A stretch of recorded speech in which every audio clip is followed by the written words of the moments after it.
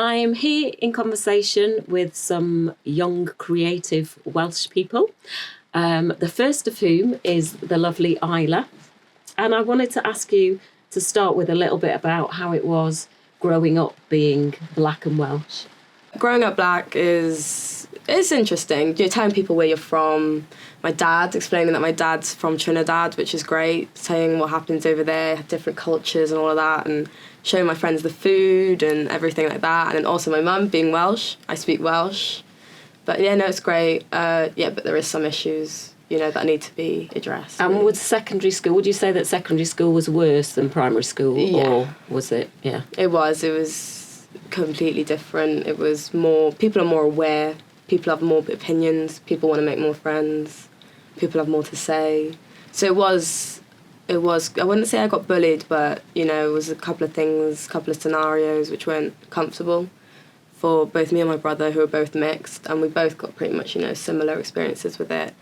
So. And did you find that you got supported by the staff in the school? I don't like to cause scenes, so whenever anything really comes up or something negative is said, I won't say something, which is just, purely because I don't want to cause anything, which I know now is not the best case. But there was this one time where, a situation happened in class, and it was in my geography class, and the student said something, obviously in front of the teacher, and nothing was said out of that. Nothing came from it. He didn't report it, and nothing really happened from then on. And what was said?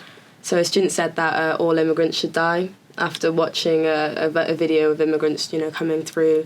And, I turned, I wasn't going to stand for that. So I turned around and I was like, my dad's an immigrant. And he was like, it's okay because I respect you. And I said, that's really out of order. I said, that's not okay. That's quite... and there was this other girl as well. Her dad was an immigrant from Africa, and she as well. She's too nervous to say anything, but you could see it hurt me. But yeah, the teacher didn't say anything, and that was it really.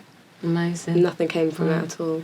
So you excel at sports, yeah, and you got a scholarship to Llandefri College. Yeah, for rugby. And how was that? Yeah, it was great. I was the only black person pretty much at the school, really.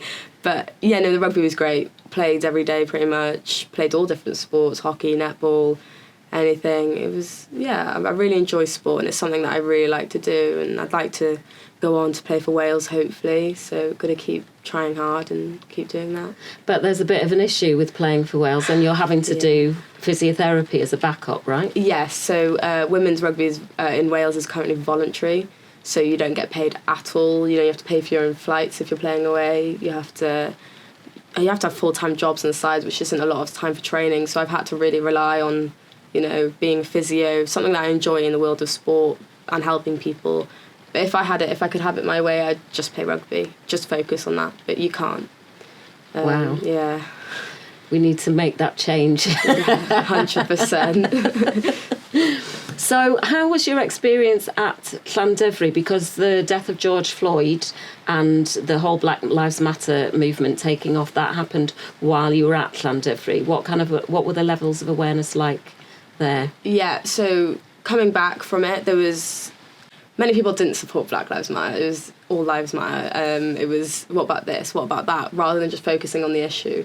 And I know some schools, or a lot of schools around Britain, did do where people really thought about it, and they had chats about it, and they had debates and stuff like that. My school didn't do anything about it. My other friends didn't really say anything. But my close friends, obviously, they support me, and they thought it was what me and explaining how I felt about it. You could see how other people's interpretation of it was different to mine, and then my friends were like, oh, so this is Isla's side from someone who's actually half black, and then this is someone else's opinion who's just lived here their whole life and never experienced something like that. Yeah. So it was the death of George Floyd. I stood up at a Black Lives Matter it was just like a come together, in a park. I stood up and said some words what I thought about the Colston statue, slave owner, which was really nice. I enjoyed that. It felt like you were being heard. But in schools, you definitely didn't feel like you were being heard. To be honest, it didn't feel like that much of an issue. No. And how much of an issue do you think it is not having had, I know we now have the new curriculum, but not having had Black history and Black culture when you were growing up? yeah, I find it amazing that it's not, it's ridiculous. People don't have the information that they need. People can't sympathise, and I get that. I get people haven't been taught it, so it's not necessarily a young person's fault. What can you expect them to know? But you can try and educate them yourself, but that only goes so far. They should be taught it. It's something that's important, and people aren't educated enough about it, and they have their opinions from their parents, and but they should have the opportunity to be presented with both and then make their own decisions and things like that. Yeah, so it needs to be done, really. Brilliant. And so now you're at Hartpury? Yes, in Gloucester, in England, yeah. And it's so much more diverse. There's people of all colours, ethnicities, religions. It's great. So much different to Wales. Yeah, I met someone actually from Trinidad, where I'm from, in the Caribbean, and that's for the first time. I remember just ringing my mum, was like, someone's from Trinidad, because you don't get that really, and it was really nice. We both started talking about stewed chicken, which is my dad's recipe, which was great.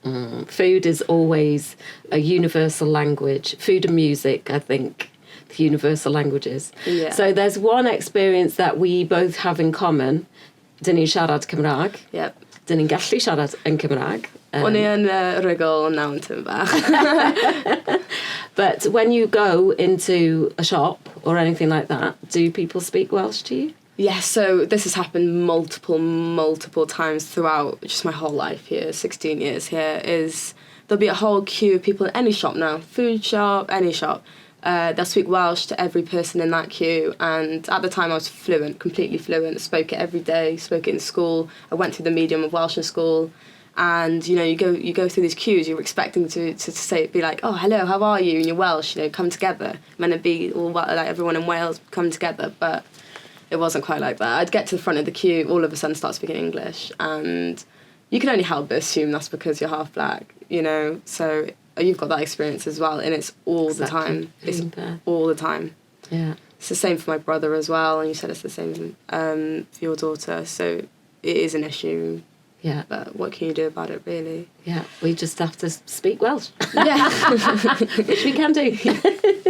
Thank you so much for coming to talk to us today. It's been really lovely. Thank you very much.